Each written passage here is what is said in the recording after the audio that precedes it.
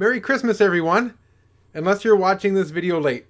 In that case, I just look like some jackass wearing a Santa hat and ridiculous Christmas sweater on some random day of the year. That is, of course, unless you're watching this video 365 days late. In that case, Merry Christmas, everyone! There are, without question, more than enough Christmas movies out there for everyone to have their own personal favorite. From the classics like Miracle on 34th Street or A Christmas Carol. Merry Christmas to everybody, and a Happy New Year to the world! To the more modern like Home Alone or hell, even Die Hard. But nobody has no place to go. Let it snow, let it snow, let it snow.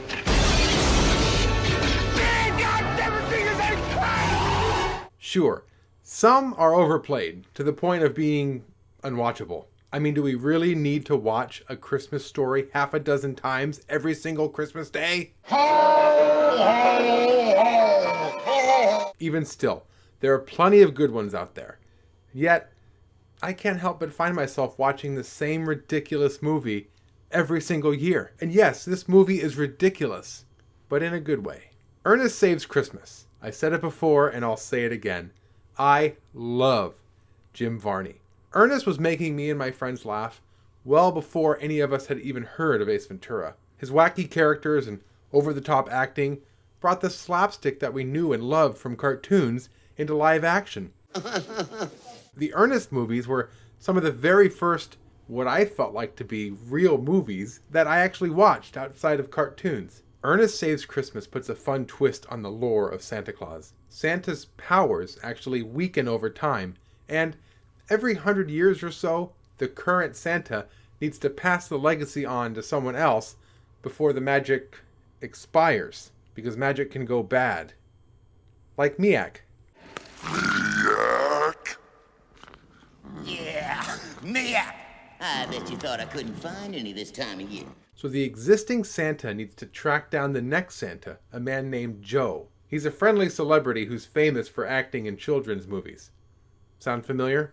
Only this Santa is a complete idiot. He actually goes around telling everybody that he's the real Santa Claus. My name is Santa Claus. Santa Claus. The name is Santa Claus. Oh. Never mind.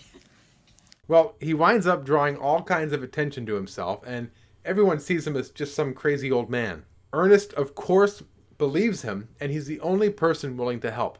So while trying to get Santa to Joe, they're joined by a runaway teen, Harmony Starr. And to this day, I'm still waiting for her big breakthrough. I'm Harmony Starr. Remember that name, because I'm going to be famous someday. Harmony ends up stealing Santa's sack. Get your mind out of the gutter, this is a kid's movie. She steals a bunch of other kids' toys, trying to find something for herself.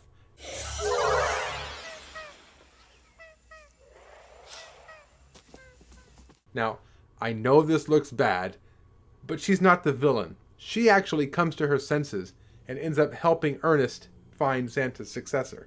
I'm sorry. I never doubted you'd do the right thing. No, the real villain is made out to be this guy. This is Joe's agent, and he's guilty of nothing other than just not believing in Santa Claus. What are you gonna talk to him about? Flying reindeer? That's pretty much it. And I love how this movie just lays into this guy as if he's so terrible for being just like any other rational adult. Oh, jingle bells, checkbook swells, big deals on the way. Hey, babe, park it in the shade. What do you say? All right. So Ernest and Harmony finally bring Santa to Joe. Joe becomes the next Santa, and we have ourselves a movie. What I appreciate the most about Ernest Saves Christmas is the fun and engaging plot. Sure, Ernest's shenanigans were the main attraction when I was a kid, but the movie is also trying to tell a unique story, and his antics were only there occasionally. I like lots and lots of butter with mine, don't you? Lots of butter. So going back to watch it as an adult, I didn't feel too overwhelmed with Ernest. Honestly, this feels like more of a movie that just so happens to have Ernest, rather than a movie about Ernest. In fact, a lot of the laughs don't even come from Ernest. I always love that Chuck and Bobby character, the fat guy and his big brother who never talks. They're pretty much in every Ernest movie, and they're always hilarious. In this case, they play a couple luggage carriers who wind up looking over these large crates that are holding Santa's reindeer. As if the idea that Santa would actually fly into town and pack up his reindeer as luggage wasn't funny enough, we get the reaction of these two bozos. Santa also gets a few of his own funny scenes. Like when he goes to jail with a bunch of hardened criminals, and he ends up having them all just sing Christmas carols. 5 golden rings, 4 calling birds, 3 French hens, 2 turtle doves. Ernest Saves Christmas is one of the most underrated Christmas movies. If you've never seen it, I doubt you're alone because it's frankly not that popular. Make some time and check it out with the family this holiday season. But in the meantime, click that subscribe button.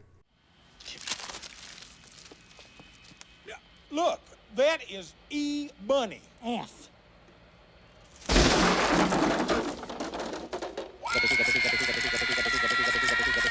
Thanks for watching, everyone. My name's Kenny, and until next time, let's not just watch movies, let's talk about them too.